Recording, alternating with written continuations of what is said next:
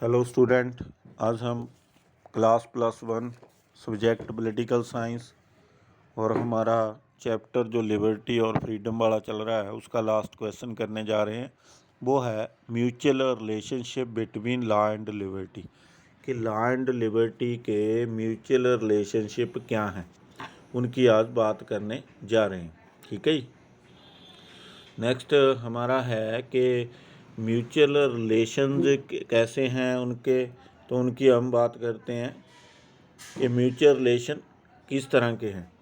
तो पहला है, एक तो ये टॉपिक है जो वो कंट्राडिक्टरी है कि ये लिबर्टी और लॉ किस तरह के हैं। Law and liberty seem contradictory to each other. इस तरह से ये देखा जा सकता है कि ये दोनों में काफ़ी मतभेद से देखे जा सकते हैं। नेक्स्ट हम बात करते हैं लॉ। पहले लॉ की बात करते हैं। Law and liberty seem contradictory to each other as law regulate the activities of man. एक तो जो लॉ बनते हैं, कानून बनते हैं, वो मैन की एक्टिविटी को रेगुलेट करते हैं, कंट्रोल करते हैं, तो उस तरीके से चलाते हैं ताकि सब लोगों को वो फैसिलिटी प्रोवाइड हो पाए। नेक्स्ट हम बात करते हैं लिबर्टी की।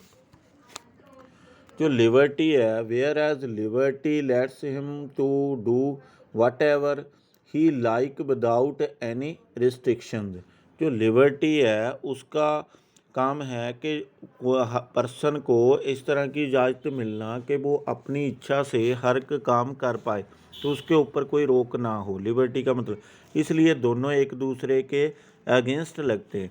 नेक्स्ट हम बात करते हैं अकॉर्डिंग टू फ्यू स्कॉलर्स। कुछ स्कॉलर्स के अनुसार law authority and sovereignty act like an enemy of liberty.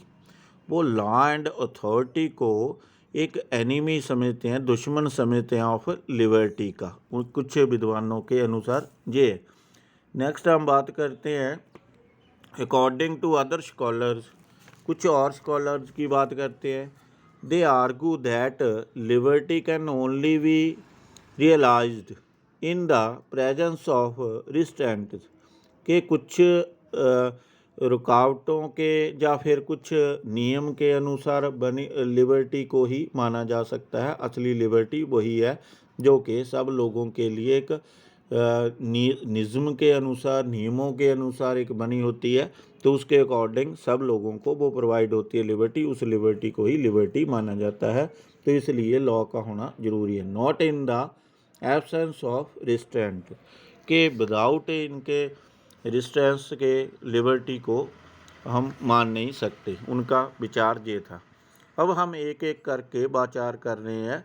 वो है law and liberty are opposite to each other. इसकी बात कर रहे हैं कि ये अपोजिट हैं एक दूसरे के, तो उसके फेवर में हम विचार दे रहे हैं। कुछ विद्वानों के, कुछ ग्रुप्स के, वो हम बात करते हैं। पहला है व्यूज़ ऑन इंडिविजुअलिस्ट।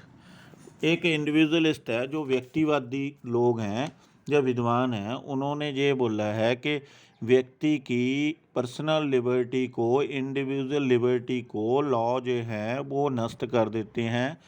और state was considered an end and an individual a mean, no importance was paid to individual freedom and progress.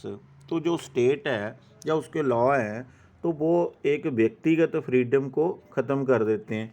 इसलिए वो चाहते हैं कि ये कम से कम इसके ऊपर एक लॉ बने या फिर कोई अथॉरिटी हो। तो इस तरह स्टेट को ये अधिकार देना नहीं चाहते, ताकि अगर स्टेट अपने लॉ बनाता है तो लिबर्टी को नष्ट होती है, इंडिविजुअलिस्ट। नेक्स्ट हम बात करते हैं व्यूज़ ऑफ अनार्किस्ट। तो उनके अनुसार anarchist do not accept the power of the state. वो स्टेट की पावर को एक्सेप्ट ही नहीं करते। As they argue that it destroy the individual freedom. उनके अनुसार एक व्यक्तिगत फ्रीडम को नष्ट करता है स्टेट।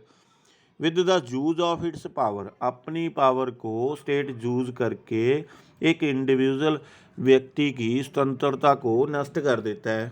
उनके अनुसार, एनार्किस्ट के अनुसार। तो they therefore seek the elimination of state, वो चाहते हैं कि स्टेट को जो एलिमिनेशन किया जाए। नेक्स्ट हम बात करते हैं व्यूज़ ऑफ सिंडिकलिस्ट। जो एक सिंडिकलिस्ट हैं, say that always the law and authority have been used to protect the interest of capitalists. दो तरह की इकनॉमी है हमारे विश्व में, वो है एक कैपिटलिस्ट की इकॉनमी तो एक सोशलिस्ट इकॉनमी। तो एक हमारे इंडिया में अडॉप्ट की हुई है मिक्स इकनॉमी, दोनों को मिक्स करके हमने अडॉप्ट की हुई है। तो ये इनका विचार है, जो भी लॉ बनते हैं वो सिर्फ कैपिटलिस्ट पूंजीवादियों के लिए बनते हैं, वर्कर क्लास के लिए नहीं होते। Not for the development of the working class, उनका ये विचार है। Always the law of the state favour the rich and go against the interest of poor. उनके विचार अनुसार हमेशा ही लॉ है जो वो पक्ष में जाता है अमीर पर्सन के, गरीब पर्सन के या वर्कर के पक्ष में नहीं जाता। इसलिए स्टेट के लॉ या स्टेट होना ही नहीं चाहिए, उनका मतलब ये। फिर है नेक्स्ट है व्यूज़ ऑफ प्लूरलिस्ट, बहुवादी जो होते हैं। तो the pluralist are of the view that if state enjoy more authority, अगर स्टेट के पास ज़्यादा अथॉरिटी होती है, अधिकार क्षेत्र ज़्यादा होता है, provide less liberty to the individual, तो फिर ये व्यक्तिगत लिबर्टी कम जो प्रोवाइड हो सकती है। Advocate the authority of the state should be distributed according to among the different association, उनका विचार है कि अथॉरिटी को बांट देना चाहिए। तो इस तरह से जो प्लूरलिस्टिक हैं उनके विचार अनुसार जो डिसेंट्रलाइजेशन ऑफ पावर किया जाना चाहिए। तो ये विचार थे, एक law and liberty are opposite to each other. ये जितने भी हम बात की हैं तो ये इसका पक्ष लेते हैं कि law and liberty are opposite, एक दूसरे के विरोधी हैं दोनों, तो इसलिए लॉ नहीं होना चाहिए, ये मतलब है। नेक्स्ट हम बात करते हैं फेवर की। Law and liberty are not opposite to each other, ये कुछ बोलते हैं कि लॉ एंड लिबर्टी एक दूसरे के अपोजिट नहीं है, उनका पूरक हैं। तो इनके पूरक माने जाते हैं, लॉ के बिना लिबर्टी नहीं है, लिबर्टी के बिना लॉ नहीं है। तो इस तरह liberty is not the absence of restraint, तो इनका मतलब ये है कि लिबर्टी को अगर सही तरीके से मानना है तो रूल एंड रेगुलेशन के अकॉर्डिंग ही मानी जा सकती है। जैसे हम एग्जांपल देते हैं कि अगर सड़क पर चलना है, सबको आज़ादी है सड़क पर चलने की, तो वहाँ पर एक नियमों का पालन करके ही हम सड़क पर सही तरीके से चल सकते हैं। अगर हम वहाँ पर नियम नहीं हम पालन करेंगे तो फिर आपस में टकराएंगे, तो फिर वो फ्रीडम किसी की भी नहीं रहेगी, या फिर विदाउट रिस्ट्रिक्शन के फ्रीडम है जो वो अराजकता है, या फिर एक जंगल राज की तरह हो जाएगा। तो इस तरह से ये मानते हैं कि liberty is not the absence of restraint, के रुकावटों के बिना या नियम के बिना या लॉ के बिना लिबर्टी संभव नहीं है। Next, without law there will be a state of anarchy, जो अगर बिना लॉ के एक अराजकता फैल जाएगी, जिस तरह से बहुत सारे लीडर भाषण देते हुए बोलते हैं कि पंजाब में तो जंगल राज चल रहा है जहाँ कोई लॉ एंड ऑर्डर नहीं है, तो वही बात हो जाएगी विदाउट लॉ के। तो अगर लॉ है उसके अकॉर्डिंग सारा समाज, सोसाइटी वो अपना अपना काम कर रही है, तो अपने अपने तरीके से अपने अधिकार मान रही है और अपनी ड्यूटीज़ को भी पूरा कर रही है। तो इस तरह से ये एक लॉ एंड लिबर्टी के बिना नहीं संभव हो सकता, तो दोनों एक दूसरे के पूरक माने जाते हैं। नेक्स्ट हम बात करते हैं laws create proper condition for the enjoyment of freedom. एक लॉ ऐसी चीज़ है जो एक एटमॉस्फियर या कंडीशन को क्रिएट करता है कि आप जहाँ पर आकर आज़ादी से अपनी फ्रीडम को मान सकते हैं। तो इस तरह से वही नियम की बात आ गई है कि हर एक पर्सन को सड़क पर चलने का अधिकार है, लेकिन वो एक अगर वो एक माहौल या कंडीशन को क्रिएट किया लॉ ने, भी आप इस साइड जा सकते हो, लेफ़्ट साइड जाओगे आप, राइट साइड की ओर क्रॉस करोगे, बहुत सारी रेड लाइट ग्रीन लाइट उनका पालन करोगे, तो उस तरह की चीज़ें होती हैं। तो वो पूरी लाइफ में, ज़रूरी नहीं कि ट्रांसपोर्टेशन में ही है लॉ, बाकी लाइफ में भी बहुत सारे लॉ बने हुए हैं, तो उस तरीके से ही चलता है सारा सिस्टम। तो उसके अकॉर्डिंग अगर हम काम करेंगे तो वो एक माहौल क्रिएट करता है, एक कंडीशन क्रिएट करता है, लिबर्टी के लिए एक एटमॉस्फेयर तैयार कर देता है। तो उसमें वो सारे लोग, चाहे वो पुअर हो, चाहे रिच हो, चाहे कमज़ोर हो, चाहे शक्तिशाली हो, तो सब वो लिबर्टी का आनंद मान सकते हैं। नेक्स्ट हम बात करते हैं, law limit the power of the government also. जो गवर्नमेंट की पावर है, लॉ उसको भी लिमिट करता है। जैसे एक लॉ बना हुआ है कि एक कानून बन गया है कि सब लोगों को फंडामेंटल राइट्स दिए गए हैं, उनको एक आज़ादी है, धार्मिक आज़ादी है, स्वतंत्रता है, समानता है, तो इस तरह की चीज़ें उसमें है। एक्सप्लॉयटेशन के अगेंस्ट लॉ बने हुए हैं, अगर कोई करता है तो इस तरह की चीज़ें वो लॉ हैं।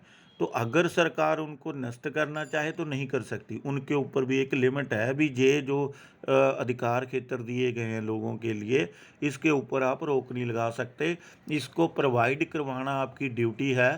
तो इसलिए वो एक लिमिट में बढ़ जाती है, उसके ऊपर वो लॉ नहीं बना सकती और उनकी आज़ादी को नष्ट नहीं कर सकती, जो नागरिकों को एक कानूनी तौर पर मिली हुई है। नेक्स्ट हम बात करते हैं, law is essential for liberty, कि लॉ के बिना लिबर्टी कोई इम्पोर्टेंस नहीं रखती।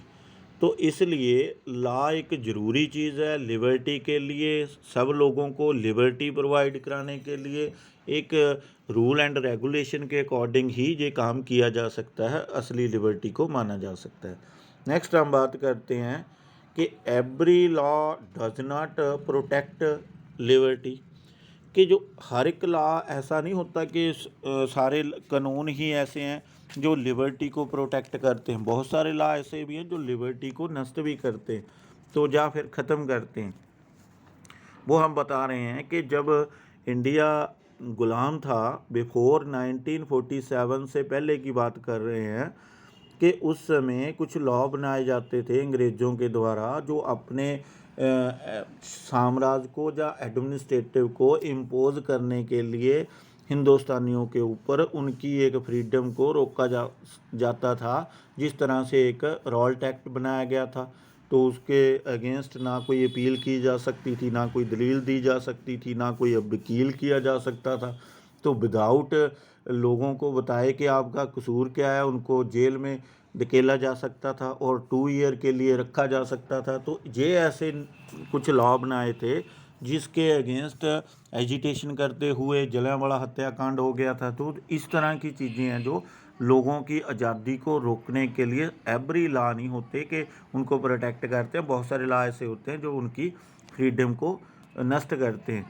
जैसे और बहुत सारे लॉ, जैसे अब डेमोक्रेटिक सिस्टम में भी बहुत सारे लॉ बने होते हैं जो कि एक लोगों की फ्रीडम को रोकते हैं। मेंटेनेंस ऑफ इंटरनल सिक्योरिटी, ये लॉ बना हुआ है कि हम मेंटेन कर रहे हैं अभी सिक्योरिटी के लिए, तो इसलिए बहुत सारे लोगों को वहाँ पर जाने नहीं दिया जाता, उनके ऊपर एक रोक लगा दी जाती है, सिक्योरिटी के नाम पर भी आप जहाँ पर जा नहीं सकते, तो इसलिए उनकी फ्रीडम को नष्ट कर दिया जा, फ्रीडम नहीं है वहाँ पर जाने की।